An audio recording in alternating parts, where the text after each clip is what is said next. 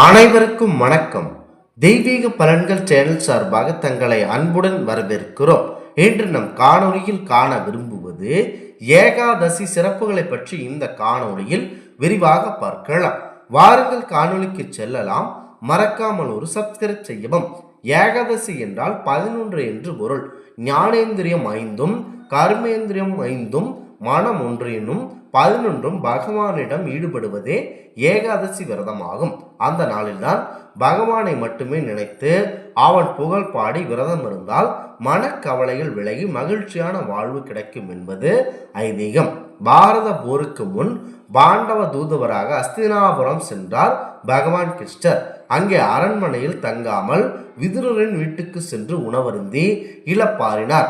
அவருக்காக காத்திருந்த துரியோதனன் முதலானோர், உனக்காக நாங்கள் காத்திருக்க நீயோ தகுதி பொருந்தாத இடத்தில் தங்கி உணவு உண்கிறாயே என்று ஏளனம் செய்தார்களாம்.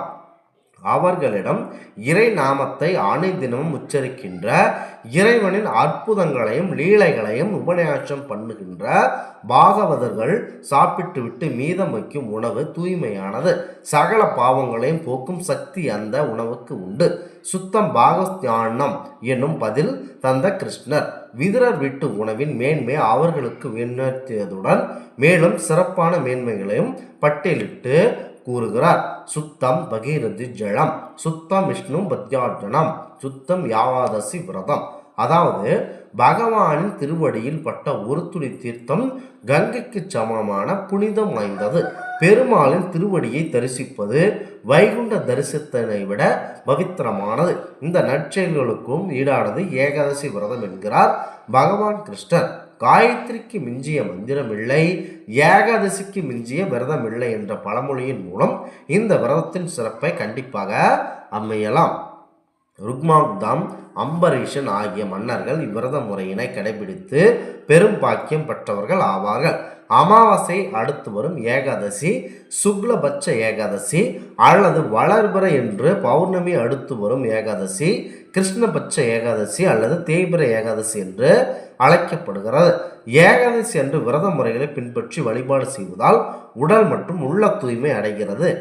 இவ்விரத முறையை ஆண், பெண், ஏழை, பணக்காரர் ஆகிய வேறுபாடுகள் எதுவுமின்றி எல்லோரும் இந்த விரதத்தினை கண்டிப்பாக கடைபிடிக்கலாம்.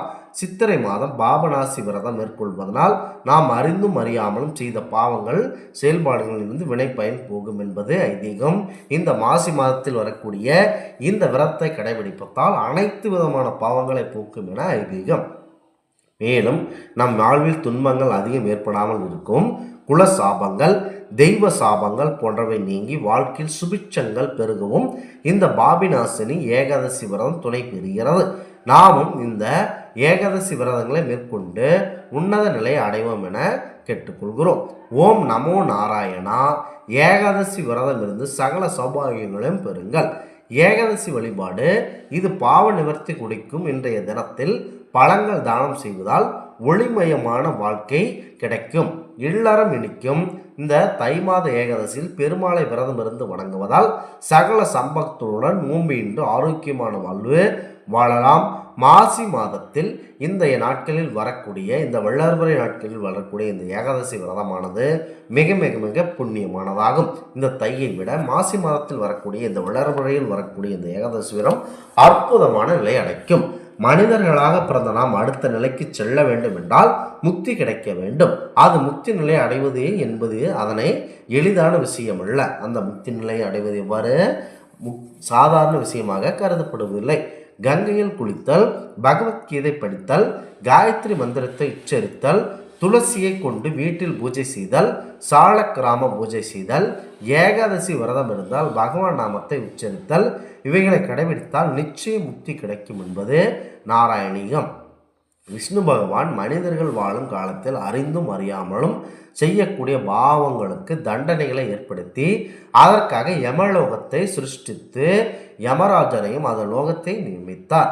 யமலோகத்திற்கு ஒரு நாள் விஷ்ணு விஜயம் செய்தபோது அங்கு மனிதர்கள் படும் அவஸ்தையை கண்டு மனம் இறங்கி ஏகாதசி விரதம் பற்றி அவர்களுக்கு கருணையுடன் எடுத்துரைத்தார். யார் இந்த விரதம் இருக்கிறார்களோ அவர்கள் பிறவி பயன் நீங்கி வைகுண்டம் சேர்வார்கள் என்பது ஐதீகம். ஏகாதசி விரதத்தை மேற்கொள்ள நினைப்பவர்கள் ஏகாதசி முதல் இந்த நாளான தசமி என்று பகலில் ஒருவேளை மட்டுமே உணவு எடுத்துக்கொள்ள வேண்டும். ஏகாதசி என்று அதிகாலையிலேயே குளித்துவிட்டு விரதத்தை தொடங்க வேண்டும். ஏகாதசி விரதத்தை 3 நாட்கள் என்னும் முறையில் அனுசரித்தால் பலன் நிச்சயம். தசமி என்று ஒருவேளை உணவு உண்டு, மறுநாள் ஏகாதசி என்று முழு பட்டினி இருந்து அதற்கு மறுநாள் துவாதசி என்று காலையிலேயே உணவு உண்டு விரதத்தை முடிக்க வேண்டும். இந்த ஏகாதசி திதி முழுவதும் பூர்ண உபவாசம் இருந்தால் பலன் தரும்.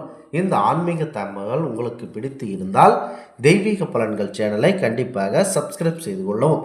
மீண்டும் ஒரு நல்லதொரு காணொளியில் உங்களை சந்திக்கிறோம். நன்றி, வணக்கம்.